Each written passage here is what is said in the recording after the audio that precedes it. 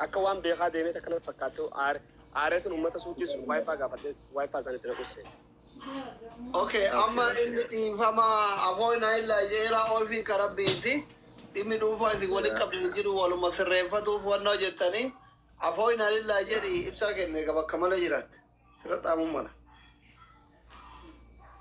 amtu linjure wallahi an khadmin akamida hana rajala tusi itabat tusi itinta badan kadir male ammenya bira takasi sankabu ni be khanini si nama kanjara nama kankaba tusi قدير ولين أكس هايبة لا أكو فين تي خنا ميديا قبرته قدير خنا خلصت يوم خوان سمي تي أكملنا التارتة عفونا إلا سيجور بعد أكس ورد فوتو خيط اللي يعني نبي خلينا ما لك نبي والله قدير والله قدير نبي قدير كله أمس عايز أقول لولي قدير راخي ناب قدير ولا لول شيء نه بكنه ولا لول شيء ناب كماله نابي قدير إنتو أدلله بر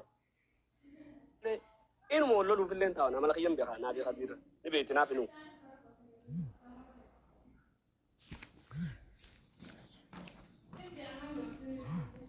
ذكرت جبرة هاجن دلقت جيتن جبرة النار كان كابو سنيب تو خيسه ولي قلة تاو تنجرا دوبه فوري زوجة تكفل تبي يفرج جدا مي أكو مترا كفا دوبه مرة فا دوبه بتنغنات anu gafas awal dube pure tin sai ba kijir ragutu khapale akamiti intale se command donadar bitika jadu dube pure khapale diu dalagade khapale kanafu ibsa atis khapa fute khapalu qabda sidar bun qabda maka ga dube ta fu doctor baka sinar ga manguduma no amma sonni ubachu qabda abba bitika abba intala deite dube na kanne chunin qabduka no abba intala ana eenyu dube na kan tamajala tenutim tanutu warra sijala tikaba okay rakko ko wara machinis dalagatu tirtenis dalagatu tunjira wala tagachana wala janne saadi de mefur dalagut tera doctor okay agali ya turumba do khigala to ma akasi da abdete na sawjira wallahi karan de mujra ifada ayye da shi jara kai adde munira aka hada sinke warra manfuwa do koti wanje tu kabda ujollele nararamani kono munira asli ani onin daga ani jollen tu khadir kuni as nubira guddate ugara bi bara kuma lama fi khodator bagafa jollen tu wal barte wal futu mucaan kun arede kanan qabu haram alayka wallahi tikkat armage hore guddate yani wani dulani an hidu gammade duga dulati bara munira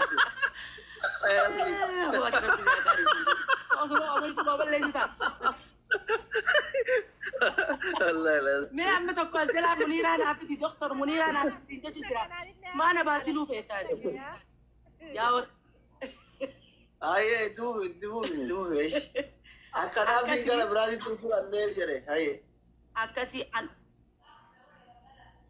ani du marabbiti wallahi tun si fredi sintin kasi fadde hedun bak silana rantana talking kai tinte marabbiti silawan ma badasa wan man adda ka bande isinin badasa wallahi badafu mu kabtani na galato ma kaysahu nama maana jalala be ko isin jalaltini nabirati khori guddala wa guddan wa ilmina ma itingadda bate jadu nama wal jalat wal fitun kaysan rabbi brais ajri arkata ilma mina ma bira galata arkata wallahi rabbi isin kuban kam rizq istatu fayya istatu tajalat tanistatu wa umri dertu istini khanne fayya rabbi sini ba kanno adawi taysam fana kaysan jala rabbi agodu na galato ma na ufada hakka kaysani khunnu fa hiddumatu oromon sila akana waliyad de bakka fago genya wallahi wanin jawn qabu afan faransati merci beaucoup merci yinisni galato ma wallahi galato akkasi bo afan faransatin galato batam nabi bi professional international merci beaucoup katizbeina ya atkhadcha beaucoup خلاص وردتوني نافي كاردي جدو كادير في بساتور اللي قرهامه أبولتي تنا نافي في أبولة سكينا كادير اللي أكيرو يوتربي الله في سوى أرجان دعائي نوغرا إن شاء الله Doktor, nuti obboleewwan keenya. naafillee dhageenye bara waa jettu kaameen dhageenye bara yaadasi. Okay, naafi dubbadhu hin dhageenye jedhaa jira. Qayyataa jirti isin badhu. Kadiri. Qayyataa jirti ibiddara jirti si jalaa guubatti obsi. Dubbadhu naafi ibiddarraa ol ka'e. Dubbachuuf inni viidiyoo cufachuu qaba. Duraa miira keessa nagalchitanii lammata inni viidiyoo as ba'ullee hin taatu. Inni hin dhageenye malee reefillee dubbadhee ture. Itti ho'aagite ija isaa keessa Innu si caala dhamaa inni ragaan nu garsiisee bar osoo waliin haasoftan mugee mucaan ho'ee jechuu. Shillim jee bar. Anaa keessa reefoo. Anaa oowwu. Mee takkaa miira keessa ol galcha. Badhu naafi.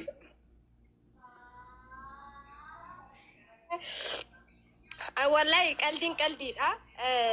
Jecha isiniif hin qabu laa jalqaba bismillah jettanii qoosaan jammartanii dhugaa gootanii xumurtanii hundi keessanuu hangafni aslii achiisima xumura haga warra koomentiitii fi laayikiitiin deebisee hundi keessan galatoomaa isiniin jedha. Jaalalaa gan Oromoon nu qabaachuu keessaniif wallahi namni tokko barkaa yogguu waa ta'e waan san ofirratti baraa namni haganallee nu kabaja namni hagana nu jaalata ama fakkeenyaaf aslee namni san beene hin jiru qeesii sheekiin isa beeyti. Namu kana biratti immoo bakka ofii takka qaba. Inni kun argitee nama kana akkana jedhee nu yaade. Baay'ee asliin xiqqaa guddaa nama tuffatu miti wallahi nama itti dhiyaadhees beeku. Namni argitee olirratti amma reediyoo naan jira reedii hin beeku jechuun ni danda'a. Lamin hojii haasawallee baay'ee akkasitti hin qabnu waan ta'eef jechuudha. Nama hagumetti dhiyaatu takka nama eenyummaa nama sanii himta. Deebii immoo nama kana ni xiinxalta. Naga beekutti aslii jajuufillee miti yeroo baay'ee osoo miidiyaa kanarra isa hojii haasawallee hin jalqabin ni beeka. Garuu nama yoomatti dhiyaatan waa'ee isaa san baranii. Ala kulli haal aslii hedduun galateeffadhaa hundi keessanuu an jecha isaafis hin qabu. Oromoon leen akkasuma akka isa jaalattus ni beeka. Reediyatillee har'a yaada kana keessa dhufuu keetuuf hedduu gammadee hedduu ulfaadhu. Namni argitee guyyama waan san namaa ta'ee fi guyyama waan biraa osoo hin taane ati har'a naa taatullee argitee gaafa biraa osoo naqee xirree galata na biraa qabda waan ta'eef osoo waa sitti dubbadha jedheeyyuu galata teessan of afoo fidee argitee waan dubbachuu deemusaa ofitti nama qabuu danda'u.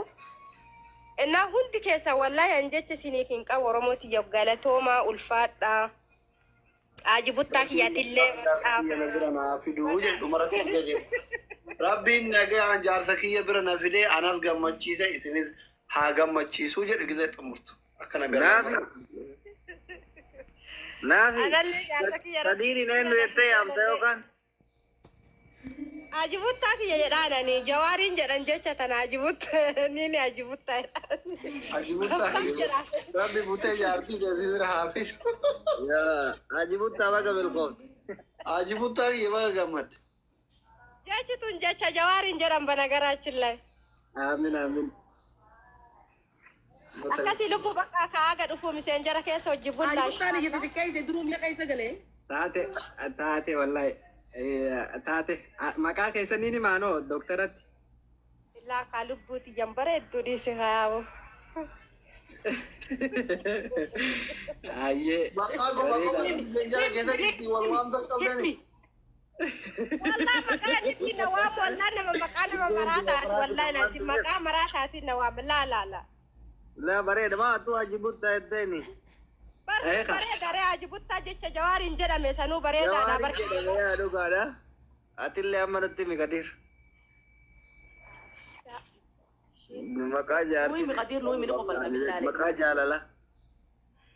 Isirraa hayyama fudhaa qoy haayimu Nafse goota baratti. Himi aayo gara baatetti abaatu ya taabba. Anuun hin beeka ashaaris koo. Ashaaris koo. Aashee jettaani. Aashee kiyyaan jala.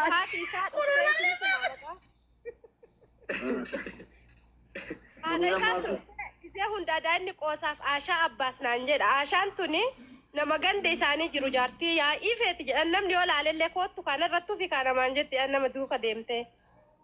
Kasaan haati isaa nu bira dhuftee haadha biratti Aashaa Abbaas jennaan. Yaa Khadirti maaliif akkana jettaan mi'aamuuf jettii tan Aashaan Abbaas yooma akkana taatee fayyaa qabdeen. ayyaa nama sha'eetiin ijoon naashaa abbas naan jedhu bareeda se'ee jalaa hawwaataa ture waggaa dheeraadhaaf. Okay. Jedhi maali jennaan maraattuu ganda dhugaa dubbachuuf aslii kiyya wallaahi waan naafirraa natti tolu keessaa maali beekta? Gaafa ani suudii galu namni sila maatii ofiitiif kennaa nama kennata miti. Ebar namni amma fakkeenyaaf gaafa ati biyya deemu hedduu haati warraa keetillee ummaa kiyyaaf obboleessa kiyyaaf abbaa kiyyaaf kana naa kennisiin jedha. Wallahi wabillahi naafin kuno isin na argiti gaafa an suudii galu gaafa gaggeessaa kiyya amartii warqii ummaa kiyyaa bittee natti kennite waan ajaa'iba sittaashi. Kanaaf namni tokko gaafa jibbii fi yookaan ammoo yookaan wallolli nama jidduu dhufu waan akkanaa gaggaarii yoo wal biratti dhiifatan anamma isii yoo waan barbaadde naanillee goote nalleenillee jette waan isii akkaan hin dhiifne na taasisu keessaa tokko waan akkanaa kana faatu jira. Kanaaf namni yeroon ifi waan gaggaarii wal biratti dhiifate wanti jechuu danda'a. Fi ammaas waan isii hojiin dabarse keessaa nama waan hedduu kan namnillee barnoota irraa fudhachuu barbaadu kaan dabarsuu barbaadu gaafa isiin dhugaa dubbachuuf siree mana yaalaa beektaami siree mana yaalaa kan halkan sa'aatii 9 irratti kunoo isiin dubbatte obboleettiin isiin waliin jirti. Federaalli qawwee nutti nyaachifatee rabbiin nu baasee san bira dabarree siree isiin irra ciifturraan bira ciisee bule. Isiilleen yeroo hedduu kan itti yeroo argitu bochu kana yeroo yaadattu jechuudha. Siree isiin irra ciifte sila amma namni gisee hospitaala nama waliin dhaqe yookaan lafa ciisa yookaan ammoo argitee bakkuma wayii ciisa yookaan gaddeemee firaasha laallatee ala faaraaf.